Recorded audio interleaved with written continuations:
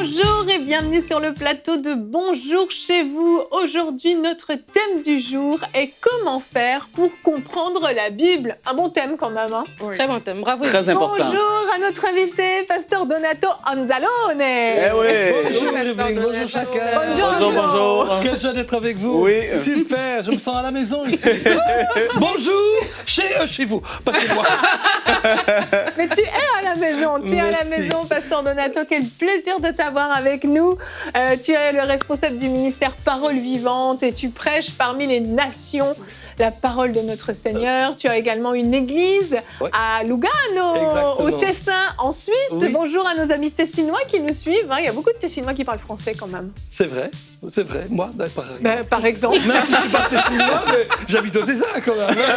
Oui, tu es tessinois. Si, Voilà, si. on a des francophones dans notre église aussi. On Oui. a des gens qui viennent du Valais, qui viennent du canton de Vaud, etc. Et tout.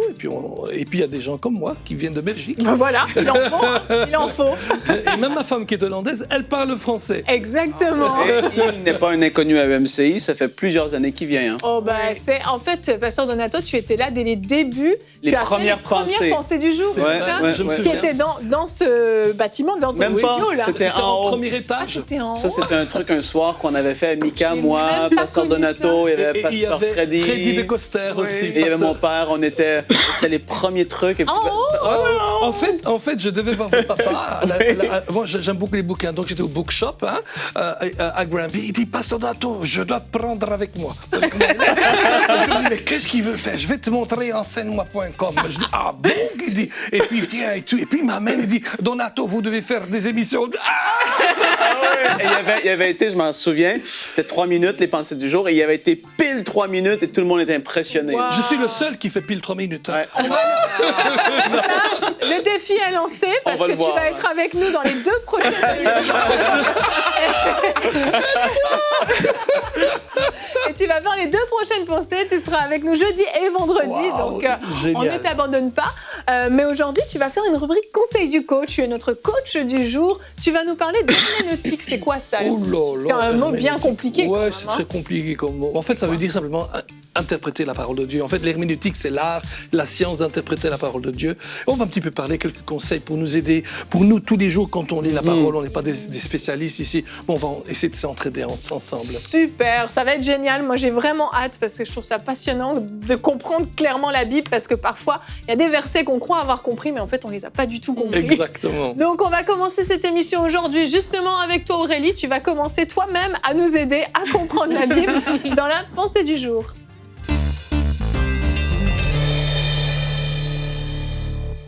Comment comprendre la Bible? C'est légitime de se poser cette question parce que dans la Bible, il y a des livres qui peuvent paraître complexes et justement incompréhensibles. Il y a aussi des personnes, lorsqu'on leur parle et on leur dit « mais toi, la Bible et tout, tu lis ?» Ils disent « oui, mais moi, j'ai déjà lu toute la Bible. » Et là, tu leur demandes « et qu'est-ce que tu as compris et tout ?» Et là, en fait, tu te rends compte qu'ils ont peut-être lu la Bible comme un roman, mais ils n'ont pas vraiment compris tout ce qui est dans la Bible. Pourtant, la parole de Dieu nous dit que la parole est esprit et vie. Ça veut dire que c'est pas quelque chose de statique, mais vraiment une parole révélée, une parole comprise, a vraiment le pouvoir de changer une vie, a le pouvoir de briser la religiosité, les traditions, toutes ces choses justement qui s'installent dans nos vies lorsqu'on n'a pas compris la parole. Dans Acte 8, au verset 26, on nous raconte l'histoire de l'eunuque éthiopien. Donc, il était venu à Jérusalem pour adorer et là, il a rencontré Philippe. Et Philippe lui a posé une question. Il a dit « Comprends-tu ce que tu lis ?»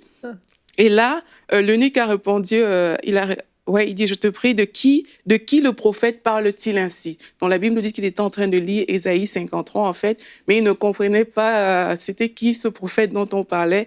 Et là, Philippe a commencé à lui expliquer ce passage. Philippe lui a annoncé la bonne nouvelle de Jésus. Et là, la vie de l'Éthiopien a complètement changé parce qu'il a compris ce passage biblique. Et là aussi, on voit l'histoire de Jésus. Alors que les disciples, sur le chemin d'Emmaüs, Ils sont là, ils sont en train de dire « Ah, mais ne sais-tu pas qu'est-ce qui s'est passé ici? On avait ce monsieur, on disait que c'est lui qui allait nous sauver. » Ils n'avaient pas su que c'était Jésus avec qui ils marchaient.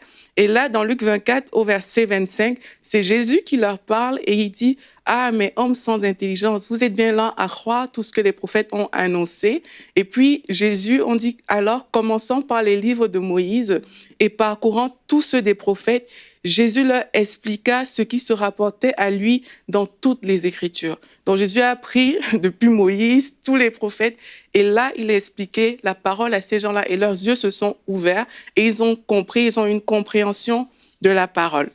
En fait, ces histoires nous montrent que pour comprendre la parole, on a besoin aussi des personnes, en fait, qui sont inspirées par le Saint-Esprit, comme ça a été le cas avec Philippe, avec l'eunuque, comme aussi Jésus a pu l'expliquer à ses disciples. C'est des personnes qui sont inspirées par le Saint-Esprit. Et on retrouve ces personnes-là dans nos églises. Ça peut être nos pasteurs, nos enseignants, mais des bonnes personnes, vraiment, qui ont l'Esprit de Dieu en eux, qui prêchent la parole dans son entièreté avec vérité, peuvent nous faire comprendre la parole de Dieu.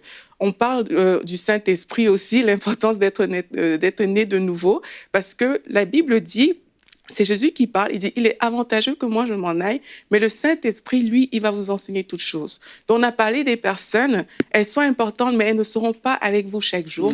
Mais le Saint-Esprit, lui, il habite en vous, et lui, on peut facilement le consulter et dire, mais Saint-Esprit, voici la parole, tu es l'auteur de la parole.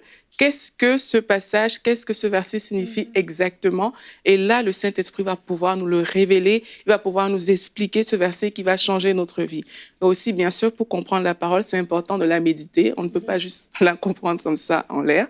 C'est important de la méditer avec l'aide du Saint-Esprit. Il faut apprendre aussi à lire à propos des contextes de la parole. Vous savez, il y a souvent ces petites phrases en tout début qui sont écrites tout petit, en italique, qu'on n'aime pas lire. Et aussi parfois, avant qu'un chapitre commence, ces explications qu'on n'aime pas lire, on veut juste rentrer dedans. Mais c'est le contexte, en fait, qui nous est parfois expliqué dans ces phrases-là. Prendre le temps juste de comprendre le contexte, permet de remettre les versets aussi dans un bon environnement et ça facilite notre compréhension. Et lire la Bible avec le regard de l'auteur, comme je vous l'ai dit. Le Saint-Esprit, c'est l'auteur de la Bible. La Bible nous dit qu'elle a été écrite, inspirée par le Saint-Esprit. Avec son regard, on découvre tout simplement le cœur de Dieu en lisant la Bible et vous pourrez mieux comprendre cette parole qui est puissante pour transformer votre vie. Amen. Merci Aurélie, merci beaucoup. Tu as marché un petit peu sur le conseil du coach du pasteur. Non, c'est pas moi. C'est une petite introduction. Non, merci beaucoup Aurélie. Effectivement, la parole de Dieu, on a besoin de la comprendre justement parce que c'est la parole de Dieu. C'est pas juste un roman, comme tu l'as dit Aurélie, c'est pas un bon livre qu'on lit et qu'on fait « Ah ouais, super, j'attends avec hâte le tome 2 hein. ». Non, la Bible est complète, elle est la parole de Dieu, elle est vivante, elle est actuelle, comme tu l'as dit Aurélie. On va regarder un verset qui va nous aider déjà à comprendre le point 1 pour comprendre la parole de Dieu. Proverbe 28:5 nous dit « Les hommes livrés au mal ne comprennent pas ce qui est juste, mais ceux qui recherchent l'Éternel comprennent tout. » Amen. Aurélie, dans ce verset, on comprend que, premièrement, il faut être né de nouveau pour comprendre la Bible. Exactement, parce que, comme on l'a dit, le Saint-Esprit, c'est celui qui est l'auteur. Et là, mais si tu es livré au mal, en fait, ça veut dire que tu n'es pas associé avec le Saint-Esprit. Mais lorsque tu choisis de chercher Dieu, de t'associer avec le Saint-Esprit pour connaître, pour comprendre les choses, mais voilà, il va t'expliquer les choses, en fait. Et c'est important aussi de le comprendre parce que là, je vous ai pris le cas des disciples d'Emmaüs. C'est des personnes qui ont marché avec Jésus-Christ. Parfois, on pense que juste parce qu'on lit, on comprend. Mais les disciples, c'est des personnes qui ont marché avec Jésus, c'est des personnes qui connaissaient l'Ancien Testament, en fait, mais qui ne comprenaient pas. Donc, ce n'est pas juste parce qu'on lit les choses qu'on comprend, mais c'est vraiment parce que le Saint-Esprit donne un éclairage divin qu'on peut avoir la révélation de la parole. Et quand on regarde même dans la Bible, les chefs religieux, il y a des versets « Oh, moi, je fais ça, je fais ci ».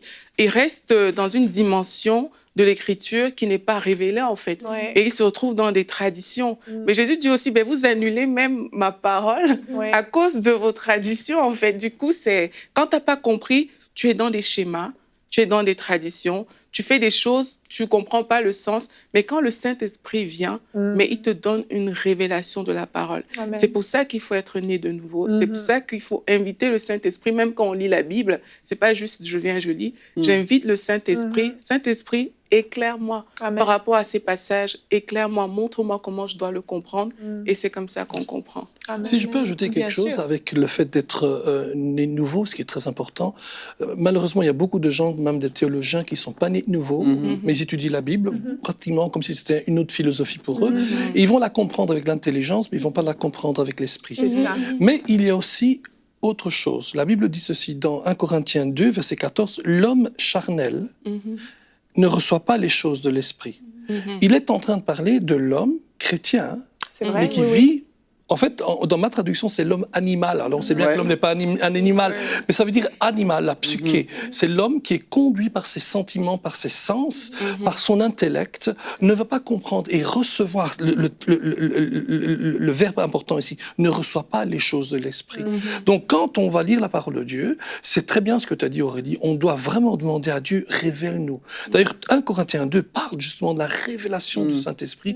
Il parle d'abord d'une information, puis d'une révélation qui se termine par une démonstration de puissance. Amen. Amen. Parce qu'à la fin, la raison pour laquelle on lit la Bible, c'est pas pour avoir de l'information, Exact. c'est pour avoir une transformation de ce que Dieu veut faire dans notre vie. Tout à fait. Amen. Amen. Mais moi, j'ai pris un cours d'herméneutique, c'était la session passée, et je me rappelle, il y avait un pasteur. En fait, le groupe était constitué d'étudiants, mais aussi des pasteurs aussi qui prenaient le cours. Et un pasteur qui dit, bah, attends, c'est comme si je dois remettre ma Bible de côté et tout recommencer à zéro, en fait, parce que tu apprends toujours. Et les disciples étaient avec ces disciples qui étaient sur le chemin d'Emmaüs, ils étaient avec Jésus tout ce temps-là, pendant ces 3 ans-là. Mais il y a des dimensions, il y a une nouvelle connaissance, une nouvelle révélation qu'ils ont dû avoir. Et je crois que ça s'applique à tout le monde. Autant les gens qui sont 20 ans de vie chrétienne, mais tu dois savoir qu'il y a encore plus que le Seigneur doit te montrer. Autant quelqu'un qui est nouveau dans le Seigneur, de savoir que, comme Aurélie l'a dit, je crois dans ta pensée, tu as dit, de lire la Bible dans peut-être un format qui te convient mieux. Et aujourd'hui, il y a tellement de versions de façon adaptée. On avait présenté à un moment donné la Bible de Alfred Cohen, qu'il a fait de façon vivante, la parole vivante. Donc, tu as vraiment la possibilité de la lire dans des mots actuelle pour mieux la comprendre, ou encore une Bible d'études avec vraiment les explications plus avancées, mais vraiment d'avoir ce cœur ouvert, de savoir que je ne la lis pas comme un livre philosophique, comme vous avez dit, mais vraiment comme un livre plein de révélations. Et la parole, elle est vivante et permanente. Et tous les jours, j'apprends quelque chose. Ouais, la parole est tellement profonde. Pasteur Donato, ça fait plus de 30 ans ou je ne sais pas combien de temps que vous méditez la parole de Dieu. C'est un homme qui c'est riche qu'est-ce qu'il y a en lui, justement. Et il peut dire à quel point c'est profond. Tu ne cesses de trouver des trésors, en fait, des choses révélées que le Saint-Esprit veut te montrer. Ceci dit, je ne veux pas que les gens pensent que c'est tellement poussé ou profond qu'ils ne peuvent pas la lire pour eux-mêmes. Oui, que c'est pas accessible. Et c'est ça qu'on veut écraser comme pensée aujourd'hui dans l'émission. Justement, au Québec, il y avait la mentalité, et puis évidemment, c'était pour garder un contrôle, mais il disait aux gens, lis pas la Bible, tu vas devenir fou. Oui. Oh. Et puis les gens ne pouvaient pas, ils lisaient pas la Bible, il n'y avait pas de Bible jusque dans les années 1900, assez avancées, hein, les bons.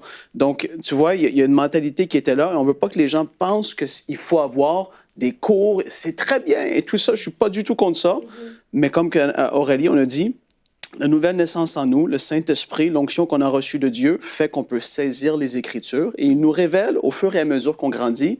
Et puis moi, il y a quelque chose que je fais régulièrement jusqu'à aujourd'hui et j'en parle et il y a des personnes autour de nous en qui on a confiance, que ce soit premièrement nos pasteurs et puis autre chose, mais des amis, moi, je discute de la parole avec des personnes en qui j'ai confiance, que dans leur enseignement et tout ça, comme Pasteur Donato, j'aurais pas peur d'aller vers lui, en antenne et lui dire, Pasteur Donato, il y a un verset que j'arrive pas à saisir. Est-ce que vous pourriez peut-être... Et puis là, il pourrait apporter un éclaircissement que moi, j'aurais pas reçu, que lui, il a reçu. Et là, tes yeux font « Wow! » Là, il y a une parole révélée de la part de Dieu au travers de quelqu'un d'autre aussi. Le Saint-Esprit fonctionne comme ça. Et donc, je veux encourager les gens à pouvoir échanger avec les personnes autour d'eux et ne pas se limiter, se dire, ben non, je dois lire la parole je dois avoir un manuel à côté ou Non, Dieu veut qu'on puisse la lire parce que c'est elle qui nous transforme, c'est elle qui nous sanctifie, c'est elle qui nous change. Moi, c'est la parole qui m'a changé. La première des choses qui m'a changé le plus, c'est en lisant la parole de Dieu. Moi, j'avais une concordance Strong's et j'allais faire des études sur la famille, sur le mariage. Et là, je voyais tous les versets par rapport au mariage. À l'époque, je n'étais pas marié. Là, j'allais lire les versets et elle te transforme. Et c'est puissant. Et c'est pour ça qu'on veut encourager les gens à lire la Bible. Et puis, ben oui, c'est ça, c'est progressif, en fait, notre connaissance et notre compréhension. Oui. Et en fait, peut-être une des erreurs qu'on doit vraiment éviter, c'est de penser qu'il y a des messages cachés dans la Bible.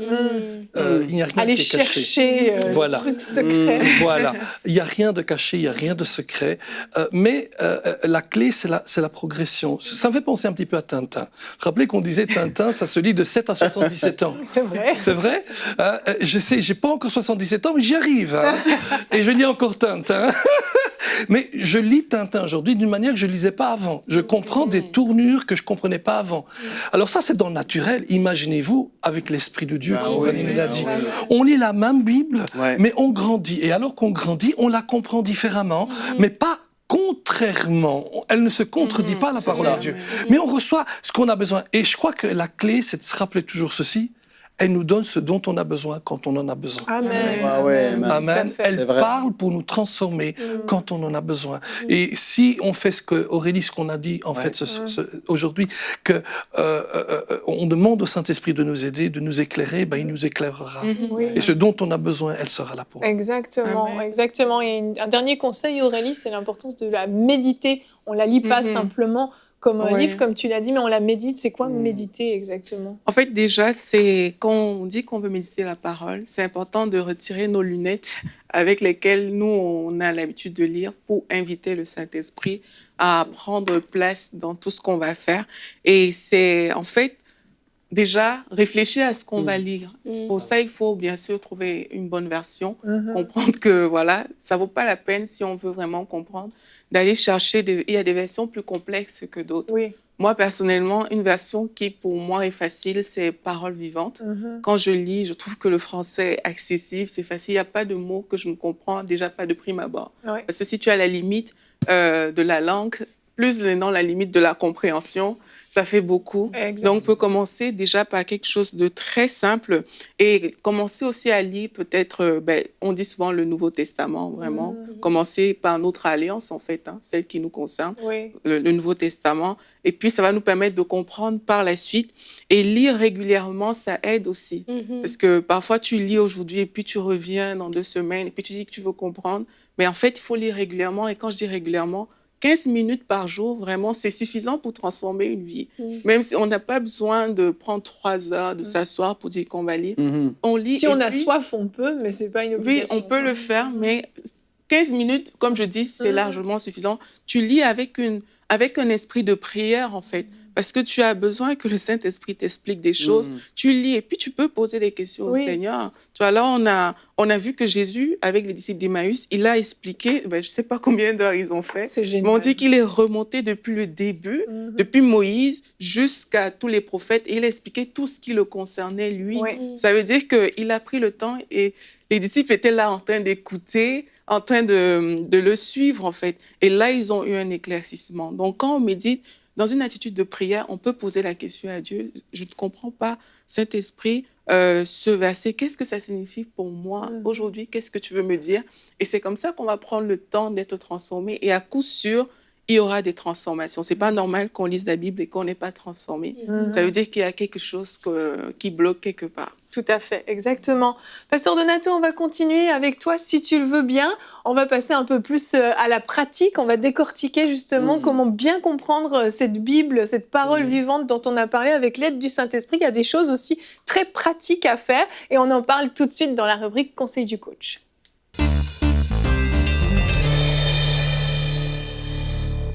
Pasteur Donato, on continue donc avec cette rubrique Conseil du coach. On va aller un peu plus en profondeur. Alors Aurélie a un petit peu dévoilé un des secrets de l'herméneutique qui est entre autres de comprendre le contexte, c'est ça? Oui, en effet, Aurélie a fait du très bon travail. Je me demandais à quoi ça sert que je Bien, sois Aurélie. encore ici. On se demande. À mon avis, c'est elle le coach. Non, merci Aurélie, parce que je crois que tu nous as vraiment apporté dans une bonne direction et ça nous a éclairés tous. En fait, c'est vrai, on essaie de lire la Bible, de la comprendre. Comme Franck le disait, c'est pas quelque chose qui est caché, hein, c'est quelque chose qui est accessible à tous. Et d'ailleurs, ce qui est extraordinaire, c'est que la Bible est lisible dans toutes les traductions, alors que par exemple pour certains autres livres religieux, hein, dans d'autres religions, leur livre ne peut lire que dans la langue originale. C'est vrai. Et nous croyons que Dieu parle à chacun d'entre nous, même dans nos propres langues. Et ça, c'est extraordinaire. Amen. Et l'interprétation de la Bible, c'est une science, mais c'est aussi un art. Donc ça veut dire qu'il n'y a pas A plus B égale C tout le temps. Il y a A plus B, des fois égale CX. C'est vrai. Et il faut faire c'est tout un art. Il y a un art par rapport à la lecture, par exemple, de la pensée hébraïque, la lecture des paraboles. On n'interprète pas une parabole comme on interprète un psaume. Quand on interprète un récit, on doit faire attention de ne pas faire une doctrine, à moins que la doctrine existe quelque part ailleurs. Donc, c'est bien. Et Aurélie a très bien fait. Elle a parlé bien du contexte. Et en fait, on peut aller à notre première slide. Le contexte gouverne le texte.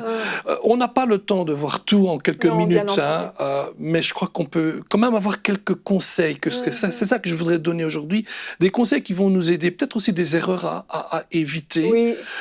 Et quelquefois aussi, on a la tendance à toujours écouter ce qui est dit du pupitre ou de ce que quelqu'un dit et dit le grec dit ceci ou le chose dit cela, etc. Et tout. Et puis on a la tendance à ne pas aller vérifier. C'est vrai. Et alors je parle d'expérience parce que moi-même j'ai fait ça. J'ai dit voilà, si ce passage veut dire ceci, uniquement parce que je l'avais entendu dire par un autre serviteur de Dieu. Et puis moi je m'en vais et je vais le dire aux autres. Il y a une responsabilité. Et c'est énorme. Alors on peut se tromper, c'est pas ça, mais l'erreur de ne pas aller vérifier, c'est une erreur grave. Surtout quand c'est quelque chose de nouveau, de spécial, qu'on n'a jamais spécialement bien entendu. Donc il faut vérifier ces choses-là et pas tomber dans ces erreurs-là. Et donc le contexte, c'est quoi? C'est le contexte historique, c'est le contexte du livre, c'est le contexte des personnages dans le livre? Comment ça? Il y a un peu tout dans le contexte. Hein. Au premier abord, quand on parle de contexte, on parle de tout ce qui entoure le passage, le verset, etc. et tout. Ce qui conduit au texte, le paragraphe, les chapitres et tout. Mais attention, hein, parce que notre Bible n'a pas été écrite en chapitres et en versets, et encore moins en paragraphes. La Bible a été écrite, le Nouveau Testament, en grec, et d'abord, elle a été écrite tout en majuscules. OK. Alors, quand un témoin de Jéhovah, je fais une petite parenthèse ici, vous dites, mais vous savez, au commencement était la parole était avec Dieu, et la parole était un Dieu avec un tout petit D, ils vont vous dire, le D là, en grec, c'est en minuscule. Ouh, c'est pas vrai, parce que tout est en majuscule. Ah, erreur. Mais le problème, c'est que si on ne sait pas, c'est un petit peu ennuyant, quoi. Exactement. Mais donc, non seulement c'est pas écrit en versets, en paragraphes, c'est même pas écrit avec des ponctuations. Donc c'est comme du texte qui s'enchaîne. Ouais. Et pourquoi? Ah, je ne sais pas. Parce que c'était écrit sur des peaux de mouton. Et les peaux de mouton coûtaient cher. Donc on limitait au maximum les caractères. Exactement. Okay. Mais ce n'était pas uniquement la Bible, hein, c'était beaucoup de passages d'ouvrages de l'époque et quitte alors aux interprètes de bien la lire. On voit que c'est un gros travail. Pour ceux qui ont traduit la Bible, c'était un gros travail. Oui. Mais pour nous, c'est un travail quand même de ne pas prendre juste un verset comme ça, sorti de son contexte. Exactement. Et c'est pour ça, celui qui a fait la Bible en chapitres et versets, c'est Robert Estienne, qui était un imprimeur à Paris. Je crois que c'était le 11e ou 12e siècle et tout. Il a fait un travail remarquable, mais dans son travail, des fois, il n'a pas toujours mis l'endroit au bon endroit. Donc c'est pour ça que non seulement c'est le paragraphe, le texte, les versets autour, mais des fois, c'est les chapitres autour, et des fois, c'est le livre entier qu'il faut connaître. Oui. Hein? Et ensuite, après, il y a l'autre partie, donc tu disais très bien, le contexte historique aussi, et il y a un contexte historique, il faut faire attention. Et ça, bien sûr, on ne le sait pas toujours dans la Bible, on utilise ce qui est autour de nous. En fait, nous, on parle souvent du système d'interprétation qui est grammatico-historique. C'est-à-dire que le Seigneur a inspiré la Bible, mais ça a été écrit par des auteurs qui utilisaient une grammaire qui existait et aussi des présupposés qu'on avait. Donc, quand on dit « et Jésus allait à la piscine de Bethesda », nous, on sait pourquoi il y avait beaucoup de malades. Parce que, historiquement, c'était une piscine où on était convaincu qu'il y avait des guérisons qui s'y passaient. Oui. Et voilà. Donc, l'histoire aide beaucoup à comprendre aussi. Et j'imagine que pour comprendre les épîtres, c'est important aussi, en sachant que c'était des lettres, de justement les prendre dans sa totalité, plutôt que juste un petit bout de l'épître. Oui, non seulement c'est important de la comprendre dans la totalité, parce qu'il faut comprendre ce que la lettre est en train de dire avant de voir le verset. Oui. Par exemple, Éphésiens parle très bien de la communauté, donc tout ce qui concerne Éphésiens, c'est la vie de l'Église, mais même, c'est pas uniquement savoir le contexte du chapitre ou du livre même, c'est même important autant que possible de savoir quand le livre a été écrit. Et à qui il s'adressait, j'imagine Exactement, aussi. exactement. Parce que, par exemple, il y a ce qu'on appelle la loi de la première occurrence. C'est-à-dire La première fois où quelque chose a été nommé, par exemple, quand on parle de Job, dans Jacques, il parle de la patience de Job, si on ne sait pas, et on ne lit pas dans l'Ancien Testament de qui est ce Job, bon, on aura difficile à connaître cette personne, donc on retourne à la première occurrence. D'accord. Et quelquefois, certaines semblants de contradiction s'arrangent grâce à la loi de l'occurrence, à savoir, s'il y a une contradiction dans la Bible, laquelle a raison. Par exemple, dans mon prochain livre que j'écrirai à partir de l'année prochaine, je parle de certaines doctrines que l'on se dit à la maison, dans nos cuisines, quand on est en train de papoter ensemble, etc., et qu'on croit sans aller vérifier. Oui. Et une doctrine qui sort très fort, c'est remercier Dieu pour toutes choses, qu'on trouve dans Éphésiens chapitre 20. Alors, il y en a qui sont allés à dire qu'il fallait même remercier Dieu pour le diable. Oui. Diable, que c'est beau, Seigneur, qu'il est là. Non, d'autres vont à ce moment-là dire, alors que certains vont dire, ah oui. Puis si on dit la même chose, mais alors remercier Dieu aussi pour Hitler. Ah non, c'est pas possible. Ah ben, alors, pour l'un ou pour l'autre doit fonctionner. Alors, c'est intéressant de voir où c'est ailleurs où Paul dit la même chose. Oui. Et dans Thessaloniciens, il dit remercier Dieu, pas pour toute chose, mais en toute chose, ce qui est différent. Exactement. Alors on se pose la question, mais quand a été écrit Éphésiens et quand a été écrit Thessaloniciens? Éphésiens est écrit à la fin de la vie de Paul, Thessaloniciens juste un petit peu après Galates, donc au début du ministère de Paul. Et donc, la première occurrence fait priorité. Je comprends. Et il faut trouver à ce moment-là pourquoi, et est-ce que ça a été bien traduit, etc. Et tout. J'en parlerai dans mon livre. Ah, il va falloir venir nous le présenter sur le plateau de Bonjour chez Oui, vous. il viendra. Je prends déjà rendez-vous. Un autre point, la Bible s'interprète par elle-même. Qu'est-ce que ça signifie, ça, Pasteur Donato? Que la Bible, justement, ne peut pas se contredire. Hein? Ça, c'est important, parce que beaucoup de gens disent que la Bible se contredit. Enfin, en général, les incroyants ou ceux qui veulent un petit peu casser la Bible. Ouais, il y a même des croyants qui vrai. disent cela. Je ne vais pas le dire. Mais je dis tout haut ce que vous pensez tout bas, de toute façon. Oui, la Bible ne se contredit pas. Certes, c'est vrai que si on lit au premier abord, d'une manière peut-être naturelle, et c'est vrai que dans un livre normal, qu'il y ait une contradiction, on dira l'auteur s'est trompé. Oui. Ou bien, mais c'est plutôt rare qu'on va se dire j'ai mal lu. Je crois que quand on lit la parole de Dieu, on doit se dire waouh, s'il y a une contradiction, c'est pas Dieu qui se contredit, c'est moi qui ne comprends pas. Ouais, ça, c'est important. Et il faut avoir ce courage et cette humilité de le dire, parce que Dieu est vrai, Dieu ne peut pas mentir. À partir du moment où il y a une contradiction, c'est comme si Dieu se ment à lui-même, ou il nous ment à nous. Ce qui est impossible. Exactement, exactement. Et donc, la Bible s'interprète par elle-même, mais s'interprète correctement. Je donne un exemple. Vous savez, il y a des gens qui, pour connaître la volonté de Dieu, ils ouvrent la Bible. Oui. Et il est marqué « Et Saül prit son épée et se jeta dessus. » Ah, c'est pas pour moi qu'il dit. Et puis il lit de nouveau, et est marqué « Et toi, fais de même. » Et puis il tourne, non, c'est pas possible. Et puis il voit Jésus qui dit « Et ce que tu dois faire, fais-le promptement. » Ça marche pas. Ça marche pas. C'est pas ça quand on dit que la Bible s'interprète par elle-même. Okay. La Bible s'interprète. D'abord, ce qui est important, c'est que quand on veut comprendre un passage, on va lire le reste de la Bible. Qu'est-ce que dit la Bible? la Bible n'est pas contraire à elle-même et elle avance en même. En fait, on appelle ça l'analogie de la foi. La Bible ne peut pas se contredire et ne peut pas contredire non plus, ou plutôt votre interprétation, mon interprétation ne peut pas contredire la Bible. Oui, Un jour, ça, une dame c'est est venue important. chez moi, elle m'a dit, Dieu m'a montré comment le mal vient, le péché originel vient lors de la conception. Et elle m'a dit, écoutez ce qu'elle a dit. Et pour connaître cela, elle m'a dit, ne lis plus la Bible pendant 1 an, mais observe le mal. Oh, quel conseil divin. Aïe, aïe, aïe. Alors que la Bible dit le contraire. Eh oui. Elle dit, éloigne-toi du mal et que cette parole ne s'éloigne point de tes yeux. Amen. Médite-la jour et nuit. Mais le pire, c'est qu'il y en a qui disent, Alléluia.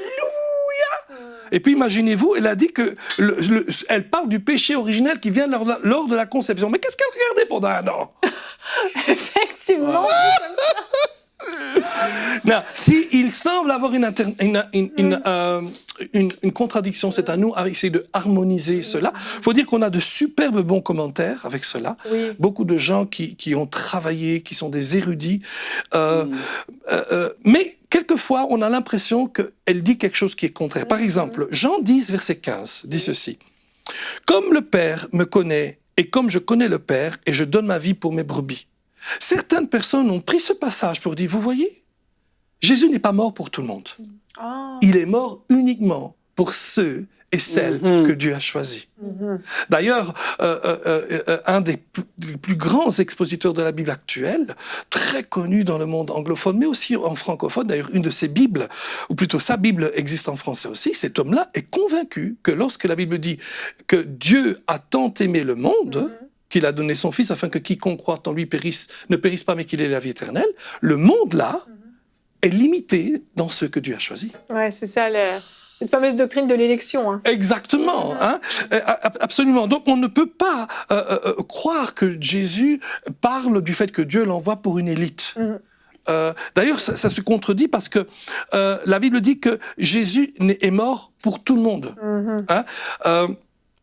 La Bible dit il est lui-même une victime expiatoire pour nos péchés, non seulement pour les nôtres, mais aussi pour ceux du monde entier. Amen. Amen. Pas uniquement pour nous.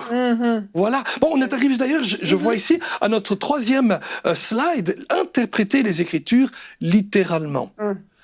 C'est un principe important. On n'interprète pas les Écritures spirituellement. Allégoriquement. Si on peut l'interpréter littéralement, on l'interprète littéralement. C'est-à-dire qu'on prend le texte tel quel, c'est ça? Tel quel. Malheureusement, au tout début de l'histoire de l'Église, les tout premiers pères de l'Église, Clément d'Alexandrie, Augustin, Origène et tout, étaient spécialisés dans ce qu'on appelle l'allégorie. Pourquoi? Ils lisaient un texte et ils étaient convaincus que le même texte pouvait avoir 4, 5, 6, 3, 4, 5 significations différentes. D'accord. Alors que, par principe, dans notre système de compréhension de la Bible, chaque passage ne peut avoir qu'une interprétation, mais beaucoup d'applications. Ok. Hein? Mais on ne peut pas dire que ça vaut la chose. Et alors, ils sont entrés dans des choses tellement bizarres, et ça, c'était dû aussi. Il faut voir pourquoi. Hein? Parce que ces gens-là étaient très ancrés dans la philosophie, et surtout dans la philosophie grecque de l'époque. Et il fallait qu'ils conciliaient leur partie philosophique avec la nouvelle voie qu'ils avaient reçue en Jésus-Christ. C'est ça. Et donc, il fallait donner quelque chose de secondaire. Et par exemple, la femme de Jacob, Léa, représentait les Juifs.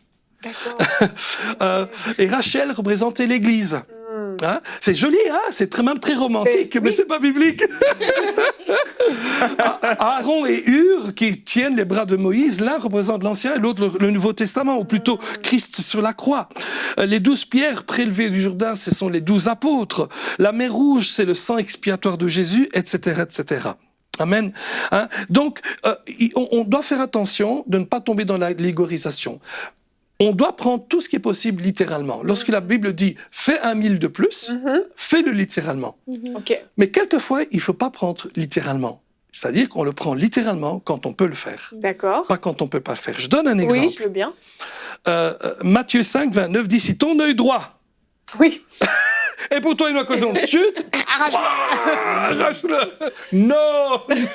L'exemple est excellent, pasteur Donato. Si vous voyez ça aux œil droit, vous avez compris pourquoi. Mais il n'a pas dit l'œil gauche, attention, hein, parce que si on veut être littéral, il faut être littéral. Hein. C'est comme cette sœur qui venait toujours nous donner avec des gros bisous. Il dit, oui, le frère a dit un saint baiser. J'ai dit, pas 3. Mais il y a aussi une autre chose qui est peut-être un peu plus significative et moins claire. Oui.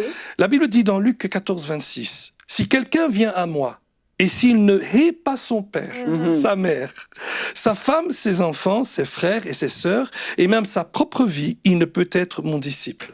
Ouais. » Il est un fait que Dieu ne nous demande pas d'haïr. Ben, absolument. Par contre, c'est intéressant de voir ce que ça veut dire haïr dans la pensée hébraïque, et notamment dans la pensée de Dieu. Par exemple, Dieu dit « J'ai aimé Jacob ». Oui.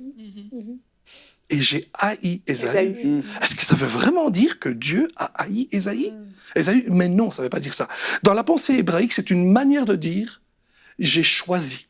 Oh, ouais, ça change tout. Là, on comprend beaucoup mieux. Yveline et toi avec Michael, vous avez choisi de suivre la volonté de Dieu, quitte à devoir quitter vos parents. Mais vous ne les haïssez pas. Mais non, absolument pas. On parlait encore avant l'antenne combien tu es tellement heureuse de retourner là-bas. Moi, j'ai quitté mes parents pour quitter le beau pays, le plus beau pays du monde qui est la Belgique, pour aller vers un autre pays beau qui est la Suisse. On ne commentera pas. Mais nous avons choisi, et c'est ça qu'il faut comprendre. Effectivement, et ça nous amène en fait à notre prochain point, si je me trompe pas. Voilà.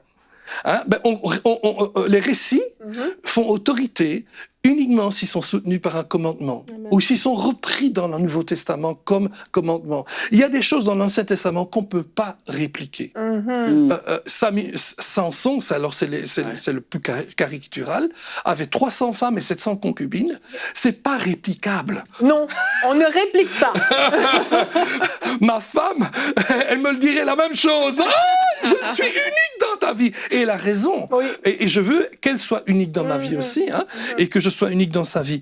Donc, on ne peut pas répliquer les choses comme Dalila, Samson, etc. et tout, comme David qui va pousser Uri à la ligne du front pour qu'il meure, mais uniquement, mais pas parce qu'il voulait Bathsheba, mais parce qu'il avait prise et qu'elle était enceinte. Exact. Si elle n'était pas enceinte, il se serait arrangé pour qu'il continue à vivre, mais elle était enceinte, donc on ne peut pas refaire cela. Amen. Par contre, il y a des choses qu'on peut faire. Soyez saints, comme l'Éternel est saint. Et on continue. Et c'est important de bien faire la part des choses, ce qui est réplicable et ce qui n'est pas réplicable. Oui, c'est pas parce que c'est dans la Bible qu'il faut le faire, en fait. Exactement.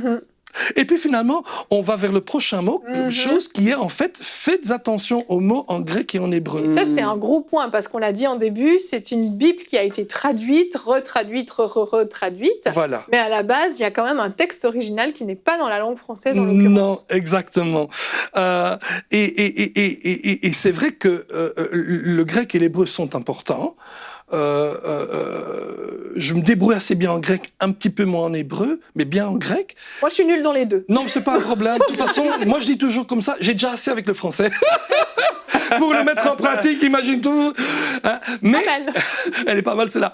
Mais la bonne chose, c'est qu'il y a de très bons érudits qui nous aident. Amen. Et certains de ces érudits se sont manifestés par des bonnes traductions. Okay. Et en français, je sais qu'on n'a pas énormément de traductions. Par exemple, en anglais, il y en a des centaines.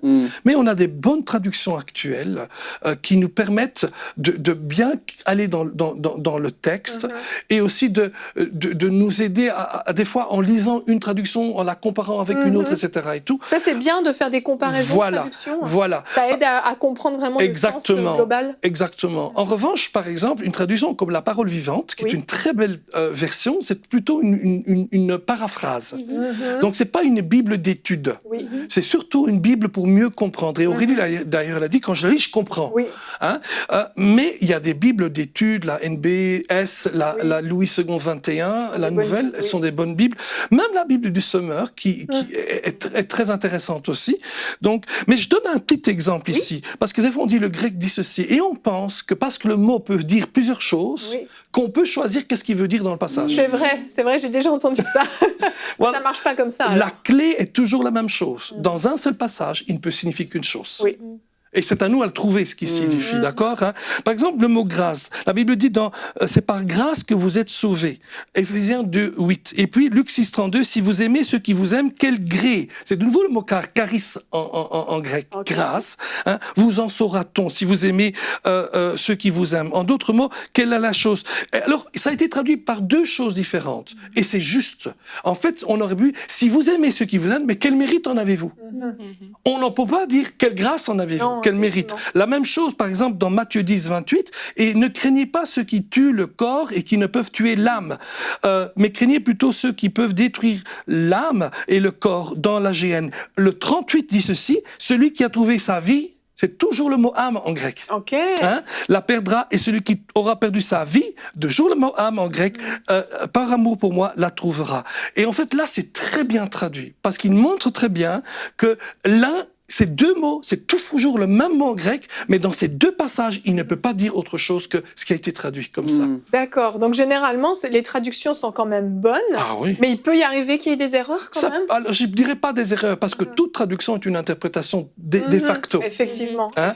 Mais, et quelquefois, c'est parce qu'on n'a pas toujours... Je donne l'exemple de la serviette. Oui. Si je dis, Donato, ou par exemple, on va parler de toi, hein, Yveline monta dans le train avec sa serviette. Elle ouvrit sa serviette et prit une serviette qu'elle étala sur sa banquette, s'assit sur sa serviette et mit sa serviette sur la main, sur les genoux. Okay. Vous comprenez qu'on parle de deux serviettes. C'est ça. Il y a la serviette en mode sacoche. Exactement. Et la serviette. Exactement. Okay. Dans le contexte, quand tu mets ta serviette sur la banquette pour pas te salir et que tu mets l'autre serviette sur la main, le contexte montre que c'est la serviette qui est ta sacoche, qui est sur tes genoux et pas l'autre, pas vice versa. Donc c'est la même chose dans la parole de Dieu. On doit vraiment faire attention et le voir ensemble. Et il y a une logique, donc il y a une cohérence. Voilà. Et ça, c'est le contexte qui aide. Exactement. Super intéressant, Pasteur Donato. Et vous nous avez sélectionné 3 livres qu'on peut regarder, que vous nous recommandez, qui sont des bons livres quand même accessibles. Un nouveau regard sur la Bible. On a également Le défi de l'herméneutique, comment interpréter la Bible, et Introduction de l'herméneutique et à la méthode d'études bibliques, qui sont des livres que vous pouvez trouver sur Google, faire des recherches, mais qui sont des bons livres que vous recommandez. Absolument. C'est génial, merci beaucoup, c'était super intéressant vraiment. Et en fait, on aurait aimé en savoir plus. Vous avez fait un in-studio, si je ne me trompe pas, il y a plusieurs années maintenant, en détaillant un peu plus justement ce qui a été apporté aujourd'hui. Si vous voulez le découvrir, il est sur emcitv.com. Vous pouvez taper ce merveilleux mot qui est herméneutique. Exactement. Et vous trouverez ce que le pasteur Donato avait fait. Pasteur Donato, on se retrouve demain. On n'a pas fini encore ensemble. Demain, nous nous retrouvons. Je cherche. Veux-tu ranimer le don de Dieu qui est en toi? Vous allez faire la pensée du jour. Yes. Pasteur, j'ai une question. Et nous aurons la rubrique Culture et Médias, qui est un peu une suite d'aujourd'hui, puisque Nadine va nous donner des apps pour méditer la parole de Dieu pendant l'été. Et oui, pendant l'été aussi, on médite la parole de Dieu. Allez, on se retrouve demain. Merci de nous avoir suivis et merci beaucoup, Pasteur Donato. Bonjour chez vous. Je suis tellement heureuse de savoir que nombreux sont ceux parmi vous qui soutenaient EMCI. Et si vous ne l'avez pas encore fait, vous pouvez devenir partenaire mensuel avec EMCI. Quelle joie de penser à ce que l'Éternel est en train de faire. Alors de tout cœur, au nom de EMCI TV, je vous remercie et je vous bénis.